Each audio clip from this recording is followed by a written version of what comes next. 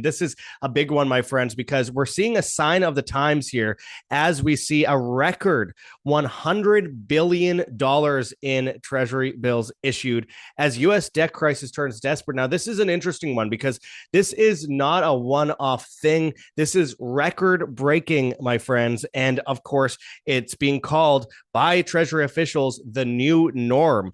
And we've heard that new normal line a few times over the past few years for a lot of things that unfortunately did become the new norm, which is essentially the mass compliance we're seeing across the board. The reality is that we are witnessing the end of the dollar as it stands today. First of all, if you don't understand that the U.S. survives solely on the ability of other countries giving us money, then you need to know that first of all. But the thing is if we've gone in the last decade from the U.S. dollar maintaining about a 70% plus reserve status across the world to now we're just above 50. So everybody's de-dollarizing, and China, Japan, and other countries barely even show up to our auctions.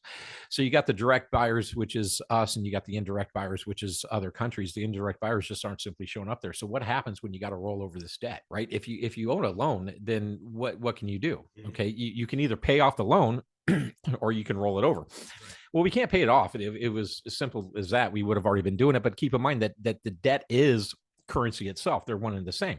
So if you pay off the debt, you get rid of the currency, you get rid of the money base. So we don't want to do that. What we're tending to do is revalue. So when you see $100 billion short stopgap loan is essentially what it is for 4-week term treasury. So this isn't even long dates. This is the short end. You don't get much shorter than 4 weeks. What this does is it screams Band-Aid relief payday loan.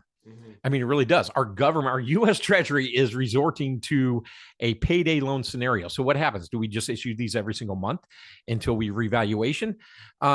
So top-down scenario that Josh and I have been talking about for a long time, connect the dots of where we're going with this. Okay, so now we're doing short-term payday loans essentially to our government to keep the lights on. Yeah. That's what that means, plain and simple. So what we're doing is we're borrowing time to get to a certain distance in the future, which I don't believe is very, very far from now, where this new stable coin, this new digital currency, which is back 1-to-1, is going to be revalued something to what now back to 1-to-20. So now you got a nickel for every buck that you had in a digital structure, and you eliminate the debt. So debt creates the currency. You offset the debt to refactor what it makes, whether it's a new issue or not.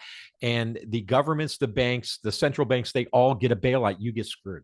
It's not a pretty picture. And if this is now the de facto way of life, where it used to be a one-off emergency situation, be afraid. Be very, very afraid.